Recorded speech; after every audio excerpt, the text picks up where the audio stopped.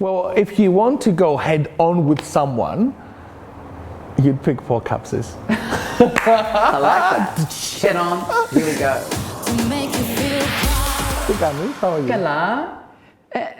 Eccentric. Lockdown madness? COVID madness. COVID hair, COVID brain, COVID everything. But you are glowing. Wow. Since the last time I saw you, it's been too long. And I see the cross and everything. Paul, I thought you'd be great for this series because you have so many colorful experiences, some really dark, some really bright. And I wanted to start with that first moment you felt connected with the community, but in the sense of pride. You know, when you finally find your tribe, and you can lose it after, but that first moment of connection, what was that? I think all events in your life happen slowly and very progressive. Yes. So it's not like one day it all changed. I emerged from a very difficult time in my high school. All my school life was targeted as feminine, gay, and was verbally and physically abused, violently abused. So I emerged from that, and I think what happened was I was really fortunate that I met a bunch of Maltese gay men who I'd known since I was a child growing up in Surrey Hills. They lured me to the scene, to the gay community, to the gay, special like places we'd meet and the bars and all that when I was around 18 years old. I was still living at home. With Yaya? With my Maltese Yaya. And we would go on marches. We were marching for our rights. This is before HIV/AIDS. This is way before marriage equality. This was when we were still illegal in Australia. So when I came out with my friends, when I started going out and started involving myself in the community, it was illegal. Yeah. So we would go on these long marches. We would light candles and we'd walk from Hyde Park all the way up to Taylor Square. Yeah. I remember feeling that it was incredibly dangerous. I was really worried that I would end up on the news because there were cameras filming us. We'd go on the news, you know, the homosexuals are marching for their rights, blah, blah, blah, blah. And I was always terrified that I would be seen. That is the connection for me. It was the first time, because they used to be very quiet. It was dark, like, in those days, Oxford Street was kind of a dark place at night because all the businesses would close and we'd walk with our candles for our rights. But I remember the feeling with my gay brothers and all the different type of men that were in the community at that time, and just this sense of danger but pride. Does that make sense? It does, but isn't it also, what's the word? It's almost schizophrenic in a way that part of you cannot face your parents and say, I'm out, but another part of you is out there in the street and is not afraid of anything. That's right. Yeah, that's that's a very, I think for a lot of us, that's a reality of being out in one way, but never in the closet in another. Yes, I totally agree with you, especially with ethnics.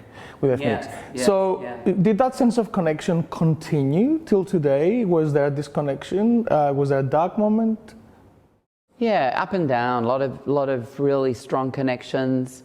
For me, when I became a performer on the scene, when I started, I felt very supported and very embraced by the community, by the lesbian and gay community. I remember a lot of powerful lesbians in positions of, where they could give me work, basically, a job. They embraced me, and then I got embraced by various club members. I got embraced by a guy called Ian Jobson, who gave me one of my first jobs, performing in the old Kinsellas in a night they used to call Sugar Shack.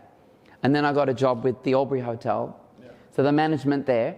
And that is how my career started and built. It built. I was already doing lots of theatre, which was non-queer, but I was doing, fringe theatre, community theatre. And then I felt this incredible love and acceptance by the gay community. But it was interesting because I thought, I was singing live, so that was an unusual thing. I was doing drag, I was singing live. But there was another side of it that I didn't feel very comfortable with at that time, which was the drugs. Yeah. There was a lot of drugs around. And around that time was when we were dying. We were starting to, there was HIV had started. So that was a real problem. You know, for me that was a major issue because I was losing friends, you know. It was really one of the worst times of my life, if I'm honest. I mean, now with COVID, it's pretty bad, but that for me was, because it was us. We were the ones who were, you know, in danger. Because back then there was no, this is before medicines and before, and of course the association, HIV/AIDS with gay, evil, going to hell and all that bullshit. So I get, and what happened though was the Mardi Gras became this massive thing, right? And it was still, back in the 90s, it was still looking towards commercial heterosexual women and some men to represent on the stage for them. And the gays were kind of being kind of shunted to the side. You know, we were lucky if we got to be a backing vocalist. And I kind of saw that back then as internalized homophobia, which is a thing. And that is still a problem today in 2020. But you kind of made it big around that time. It was, or was it just towards the end of the 90s with Head On? Yes. Did that work out with the queer community? Well, it was very strange. To this day, I do not understand what happened. I made this hugely commercial film called Head On. I was playing a trans character, a trans person, a person who lives most of their life as a female, but then he had another side to him. He also lived his life as a male. And he was accepted in this underground, or this world of Greek community in the movie by, you know, the men in the Capaneo and, you know, and Alex, Ari, the main character, has this best friend who, Johnny Tula, who dresses up. And I remember the Sydney Star Observer ran a review, and I have it somewhere in my archives, and it was negative. It was weird. It doesn't make sense. Didn't make sense. So it's that non-acceptance from within the community. Have we changed much since then? Or do we, some people say we've progressed, but is it an illusion of progress? I think it's an illusion. I think we're more divided than ever. I reckon now is the worst time to be gay. Because when I was a young person, we had a lot to fight for, and we had a lot to be galvanized. We had a lot of reasons. Well, if we weren't as a powerful group, you know, we had the law against us. And then once we won that, we had the HIV/AIDS crisis. Yeah. That was when we were the most galvanized. I think the entire community. For me, the first time that the lesbians and the gays and the transsexual and the intersex and the bisexual and everybody started to go like that, because we were dying and we had to come together. Because we still had the greater community against us, and now they had a reason to hate us even more. And then when that all passed, but thousands of men died, people died, on the other side of that, once the internet happened, for me it's when the internet took over, the fragmentation started. Broken into many, many, many pieces. Many tiny pieces. This connection between those.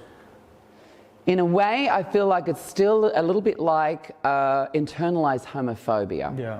Do you think that during the marriage equality debate that the community got back together for a moment? No? I don't know, maybe to a degree. Not like how I remember our community were. To a degree we did, but a lot of us weren't sure why we were fighting for it. Why would you want to get married when it's not really your culture?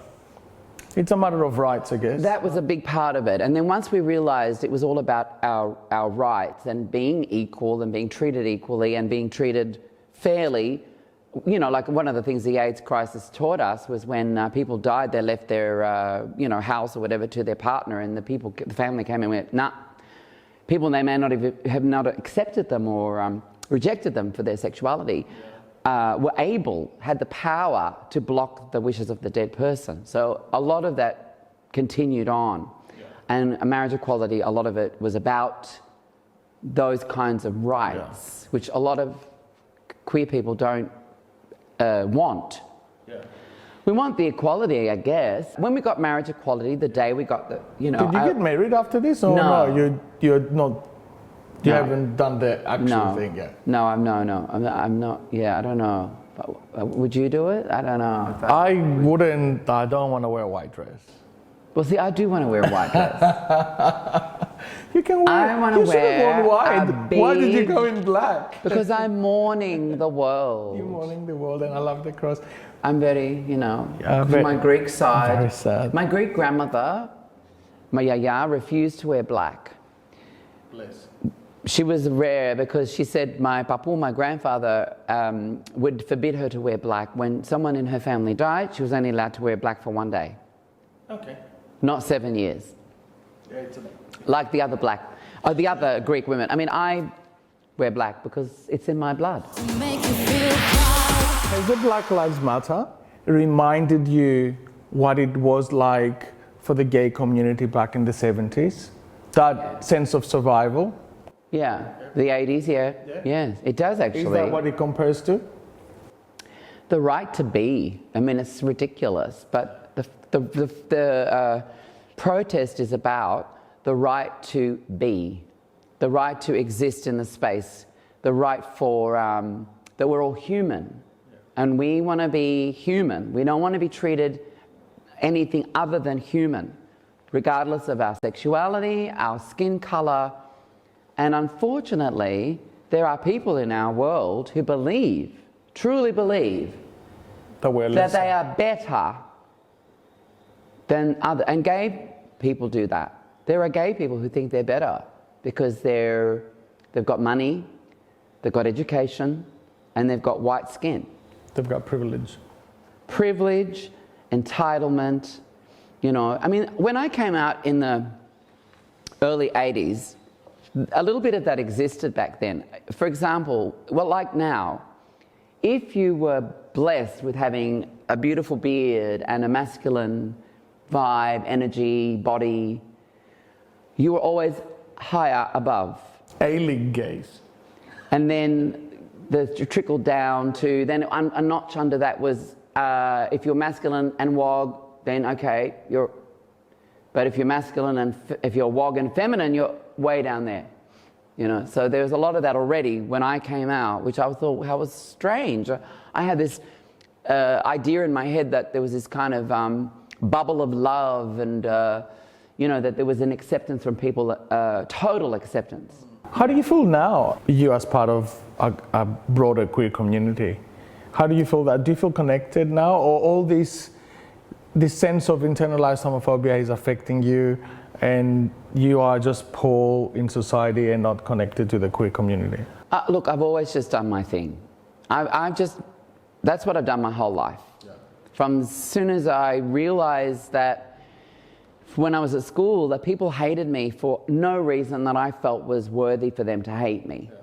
I never understood why they hated me. I didn't understand how my voice could make them so angry. I didn't understand that the way I acted could make them so angry that they would even want to punch me in the face. But when I sort of understood that, I've kind of lived my whole life like that since. In terms of, I get on with my life. There's nothing better than your community when they are supporting you and accepting you. For me, that is, when I had that and when I experienced that, when the world was different, there's nothing better. And especially as a performer, when you perform to your community and the powerful love that you get, you know, that is one of the things that will always stay with me as a performer through the 80s and 90s. What are you working on at the moment? Are you working on something? I was working on a lot of things and they all vanished overnight. Thank you, whoever ate the bat in China. Isn't that what happened? I don't know. There's many theories out there. Someone fried a bat and ate it. And now we're all in this dreadful place. I had a lot of work and it's all gone. There's no talks about getting back to work or those projects continuing? Where we are at the moment is they don't know how we're going to come back. They don't know how we can go to a theatre, how we can sit close. We don't know how the actors and performers can work together. We don't know how close we can be to the stage manager. There are all these major questions and also, unfortunately, how the government's treated us with the artists, yes. All artists. There's been a real contempt for us, and it's very in our faces, right? We're really. And that's a global thing, you know. Many governments have done the same, and it makes me wonder whether there is a global conspiracy against art. Like only yesterday, they took out art from the Greek schools, I think. I haven't heard that. Yeah, so it was just very interesting to see. That's very heartbreaking. Yeah. That to me is regression. Yeah. That means we're going back to the Neanderthal period. Yeah. We're heading backwards. We're going backwards to what?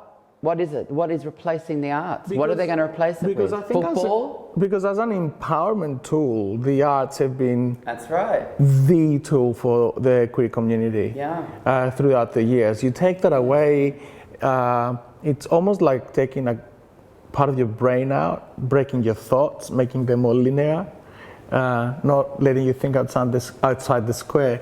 Yeah, I think that's what the AIDS crisis did. It killed a lot of extremely talented artists in the all over the world. Yeah. So that disease decimated important people in our community all over the world. Gay men, artistic gay men, gay leaders in the artistic sense were killed by this disease. It's almost and they like were not replaced. And that changed things. It sounds like a parallel, like there was a literal death in the 80s that killed the art scene, and now there's almost like a metaphorical death because the funds are taken away and people have to go and work in different jobs like a supermarket or an insurance company or a retail shop. If you had a magic wand and you were to go to Pride Month 2021, what would be the first thing you change? I think I would somehow enable people to see people for who they are and accept them. You know, that we're all in it together, really. And we're not here for very long. So I don't know why people put their energies into certain things, you know. I think that's what I would, if you're talking about that a community, for full acceptance and full diversity. And for everyone to have an equal say, because a lot of people still don't feel they can speak or that they're equal or that they're on the lower end of the, you know, and this notion that if you're a cis gay man, you have some kind of special rights. I don't see the world like that. I think we're all still struggling, and I always say to people, you know, it could all turn on like that. I want to go back to a dark moment without reliving trauma if possible. Yeah. But what advice would you give to young Paul or any young Paul out there? It might sound simple, but I'd just say never give up. And it does get better. It gets better on your own terms. Follow your heart and your instincts and look after yourself, wash your hands, reach out to friends if you're feeling depressed or down. Don't sit there alone and allow yourself to slip into, you know, a negative place. Just tomorrow, it always gets better. As a 56-year-old person, I can tell you, it always gets better. One day, all of a sudden, you're walking and you feel miserable and something happens, the sun shines, you run into an old friend, an old memory or your voice of your yaya in your head going, work hard and never give up. Thank you so much for coming. Thank you for having me. 1.5.